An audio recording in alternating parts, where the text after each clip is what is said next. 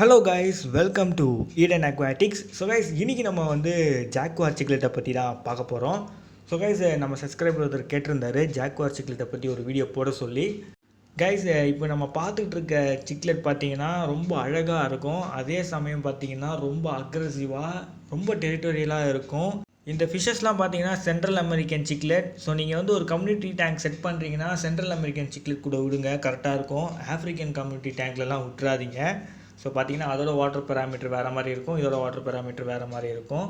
And guys, நீங்கள் வந்து இந்த சிக்லெட்டை வந்து ஆல்ரெடி கம்யூனிட்டி டேங்க்கில் வச்சுருக்கீங்க, ஸோ உங்களுக்கு எக்ஸ்பீரியன்ஸ் இருக்குது அப்படின்னா மட்டும்தான் நீங்கள் விடணும். ஸோ நீங்கள் வந்து உங்களுக்கு எக்ஸ்பீரியன்ஸே இல்லாமல் நீங்கள் வந்து அப்படியே விட்டுறாதீங்க, கண்டிப்பாக சண்டை வரும். அதனால மீன்கள் இறக்கிறதுக்கான வாய்ப்புகள் இருக்குது. இப்போ நீங்கள் வந்து ஒரு ஃபஸ்ட் டைம் பிகினராக நீங்கள் வந்து இதை வளர்க்கணும்னு நினச்சிங்கன்னா நீங்கள் வந்து ஒரே ஒரு ஜாக்வார் சிக்லெட்டை மட்டும் வாங்கிட்டு வந்து வளர்த்துக்கோங்க. ஸோ இது நல்ல ஒரு பிகினர் ஃபிஷ் தான். பட் நீங்கள் சிக்லெட்டுக்கு நல்ல டேங்க்கு க்ளீனாக இருக்கணும். ஸோ அது ரொம்ப முக்கியம். வாட்டர் பியூராக இருக்கணும். ஸோ வீக்லி ஒரு 25 இல்லாட்டி ஒரு 30% வாட்டர் சேஞ்ச் பண்ணுங்கள். அண்ட் நல்ல ஒரு ஃபில்ட்ரு போடுங்க, நல்லாவே வேஸ்ட்டு ப்ரொடியூஸ் பண்ணும்.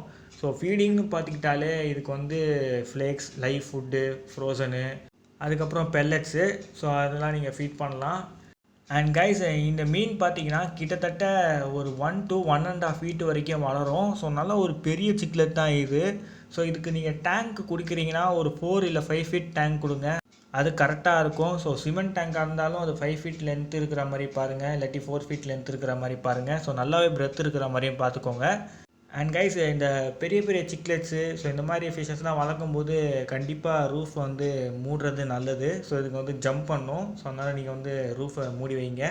ஸோ நீங்கள் வந்து ஒரு புதுவிதமான ஒரு மான்ஸ்டர் இல்லாட்டி ஒரு நல்ல அக்ரெசிவான ஒரு சிக்லெட்டை தேடிட்டுருக்கீங்க, ஸோ அப்படின்றவங்க தாராளமாக இந்த சிக்லெட்டை சூஸ் பண்ணலாம். ஸோ கைஸ், இந்த சிக்லெட்டை நீங்கள் வளர்க்கணும்னு நினச்சிங்கன்னா அதுக்கு உங்களுக்கு வாட்டர் பெராமீட்டர் தெரிஞ்சிருக்கணும். ஸோ வாங்க அதோட வாட்டர் பெராமீட்டரை பார்த்துடலாம். ஸோ கைஸ், முதல்ல இதோட pH லெவல் பார்த்தீங்கன்னா 6 to 8 மெயின்டைன் பண்ணுங்கள்.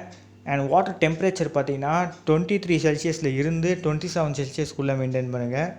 அண்ட் வாட்டரோட TDS level 100 to 250 ppm maintain பண்ணுங்கள் கைஸ். அண்ட் கைஸ், இதில் வந்து female and male mature stage அடையும் போது தான் நம்மளால் ஐடென்டிஃபை பண்ண முடியும். ஸோ மெயில் பார்த்திங்கன்னா பெருசாக இருக்கும், ஃபீமேல் பார்த்திங்கன்னா கொஞ்சம் சின்னதாக இருக்கும். ஸோ அதை வச்சு நம்ம வந்து ஈஸியாக மெயில் அண்ட் ஃபீமேல் ஐடென்டிஃபை பண்ணிடலாம்.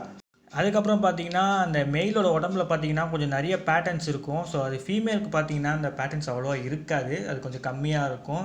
ஸோ அதை வச்சு நம்ம மெயில் அண்ட் ஃபீமேலை கண்டுபிடிச்சிடலாம். ஸோ கைஸ், இந்த வீடியோ உங்களுக்கு ஹெல்ப்ஃபுல்லாக இருக்கும்னு நினைக்கிறேன். Like, share, subscribe. Bye bye guys.